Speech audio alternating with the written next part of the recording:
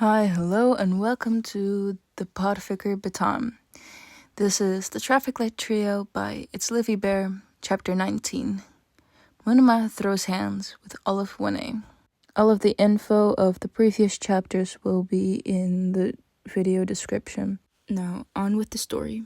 His friends and rescuers kept their word, forcing him to stay home.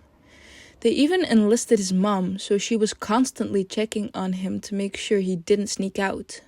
It was embarrassing, up until the point Gran came to visit. "Gran?" he muttered.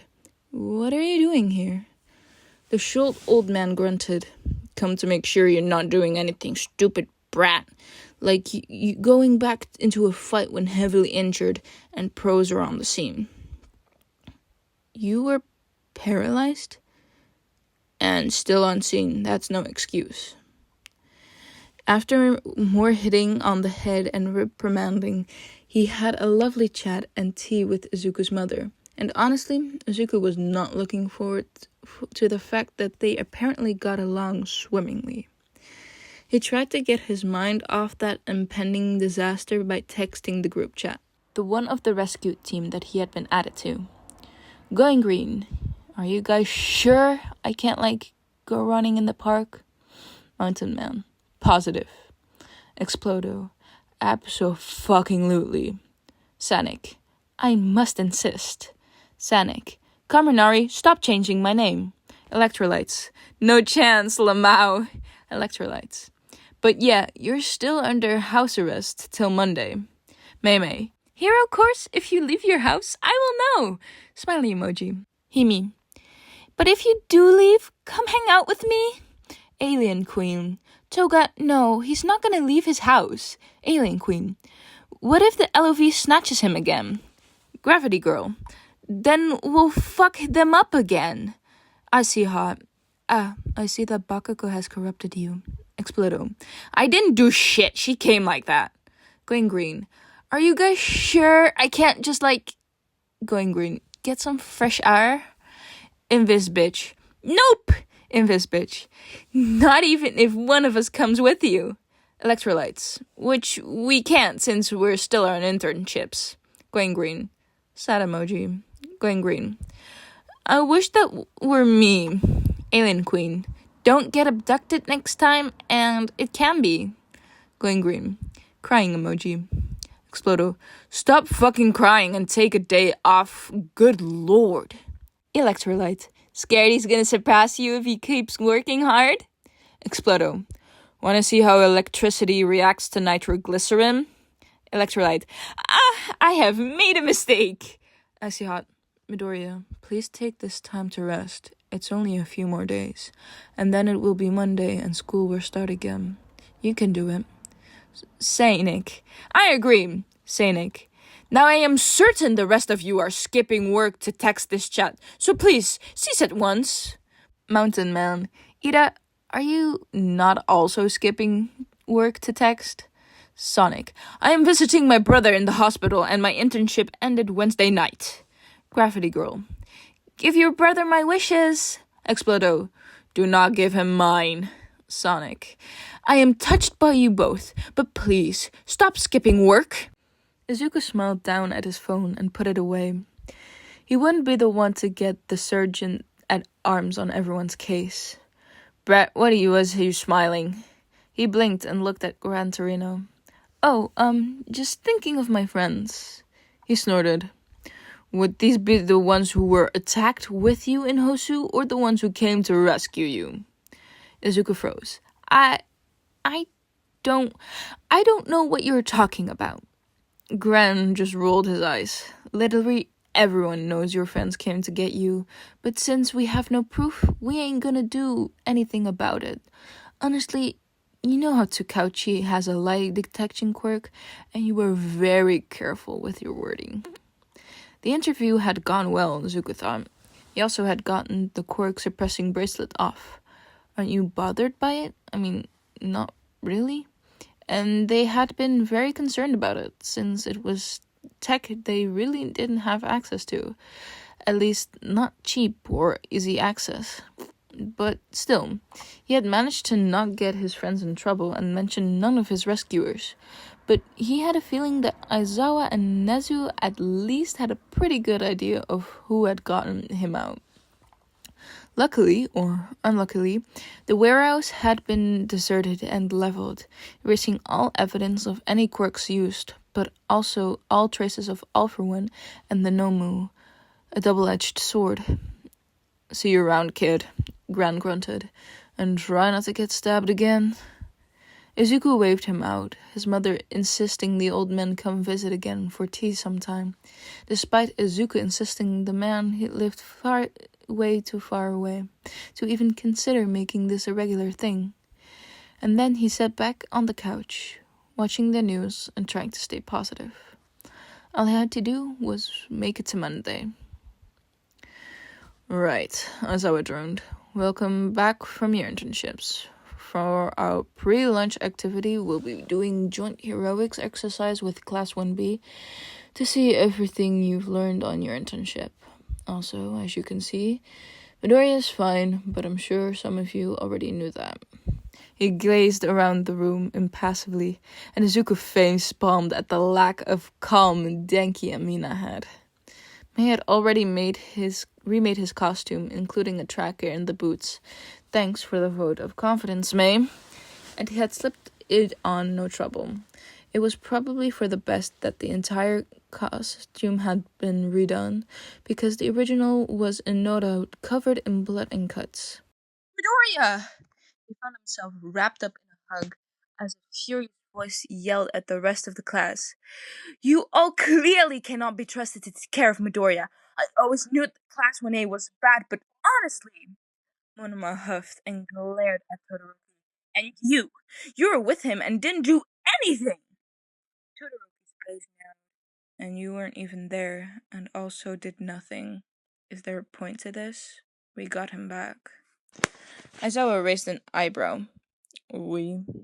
Todoroki nodded, as cool as a cucumber. "He's back with the class. We have him back."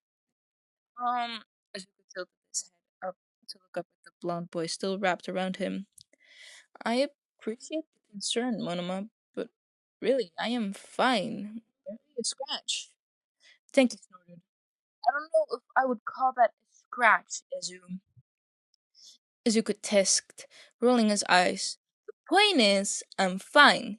He beamed up at the blonde boy, who had pink dusting his cheeks. "But thanks for being so worried." Monoma scoffed and hurriedly released him, dusting off his tuxedo costume and straightening his lapels. "Of course," he said hotly. "Class 1B is better than 1AF in all respects, including the care for our classmates. In fact, you should consider transferring to the clearly superior class." Izuku blinked. "No way, man." Enji swung an arm around him. "I can't have the traffic light trio without the green light." Kendo bounded over with a sigh. "Monoma, are you causing problems?" She trailed off, taking in the pink face. But Izuku piped up. "No worries, Kendo," he chirped. "He was just worried about me. From the whole, kidnapping thing." She sighed in relief. "Worried. Right. That was it. Monoma, come on. The exercise is about to start." She dragged him off, the blonde boy pointedly glaring at Todoroki, who looked largely unfazed, and Mina came up to Izuku with a hum. "Out of everyone in the class, the only person he likes is you. Makes you think, I guess." She raised her voice. "A certain ice prince might have some competition." Izuku felt his face heat up, and he shoved her. "What are you talking about? Competition for what?" She waggled her eyebrows. "Oh, you know. I really don't. Your red face says otherwise." Izuku managed to distract himself by catching Denki talking to Shinso. "So, do anything fun with your internship?" Shinso raised an eyebrow. "The point of the internship was to learn and work. If I had fun, I'm relatively certain I was doing something wrong." Tenki snorted. Oh, come on, Shin. You can learn and have fun at the same time. I used to be a non believer, it's true, but I have since seen the light. You can't tell me there was nothing on your internship that you enjoyed. There were cats, I guess. I'll take it, Denki cheered. Cats are awesome. Azuka noted that the boy was visibly lighter when Denki wasn't looking, and he smiled to himself. Right, Aizawa drawled. Everyone is here. We're going to begin. As you can see, we are all in a city environment. Your job is to locate the hostage and retrieve them from the villains. The villains will be Vlad and I. Izuku raised his hand. Yes, Midoriya. I don't see a dummy or anything. Have you already stashed the hostage somewhere, or... Aizawa grinned, and all of Class 1A reflexively took a step back. I'm so glad you asked. Izuku slouched in the capture scarf, not even bothering trying to escape. Aizawa had cut his part off his main scarf, letting him roam the area, while Vlad had stayed behind to guard the building they were in. So, your response to me being a hostage last week, Izuku grumbled, was to me having to be the hostage again. Vlad shrugged. Aizawa brought up a good point. You already have experience being a hostage. On a more serious note, since your internship was cut short but full of excitement, we already technically know what you can do. The others don't have that. We want to see where they are.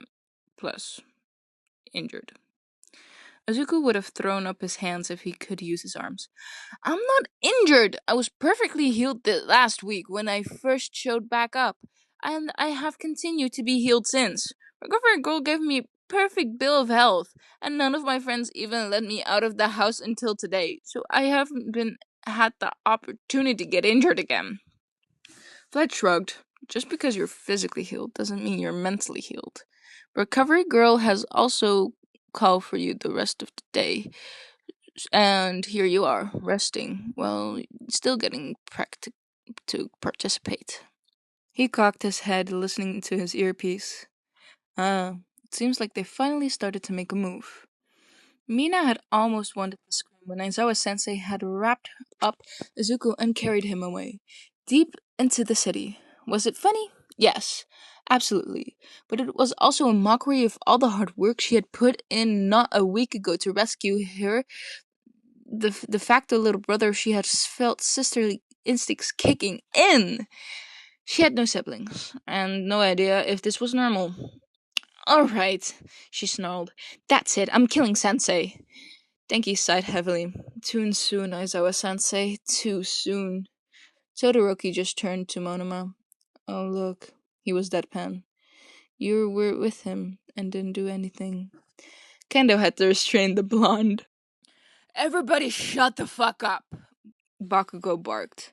And for one goddamn second, I don't know about you guys, but 39 hero students versus 2 hero teachers seems like a streaming pile of bullshit, and there is definitely more to this. Yamamomo stepped forward. I concur. I confess I do not know as much about either of our teachers as I would like. Zuku was more of the hero buff, but Kendo nodded. I can share what we know. Hold on, a black-skinned boy from 1B interrupted. Why would we work together? This is probably a competition. Shinso snorted. If you think we don't need all of us to take on just Aizawa, you're welcome to go on your own. But I have no such delusions, and that's one teacher. Plus, we have to both locate and retrieve Midoriya while fending off the 2 teachers. Frankly, this seems impossible, even if we were together. So I don't want to take my chances. Thanks. Kurio, Kendo said. We have to work together. We're showing off what we learned on our internships, right? Well, part of that was working as a team. At least it was for me. Monoma scoffed. I bet 1A has never even considered the possibility of working with the other heroes. They probably find it beneath them. But I do hope you can all lower yourselves to our peasant level and design to work with us. Eiji chuckled. No problem, dude. Let's get Zooks back. Mita heard him muttering again under his breath and watched Jiro blink. Ah, fuck. Right. Right, she yelled.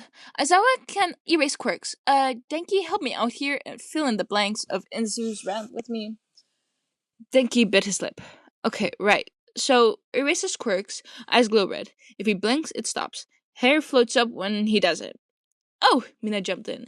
And he has this capture scarf. He can control probably with his mind or something, and it's super tough. That's what he used to grab Izu. The black-haired girl from one nodded.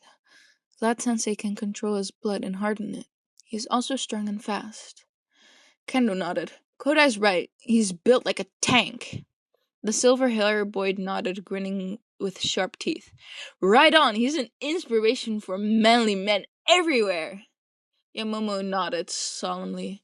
I don't think we have time to really talk about our quirks in depth.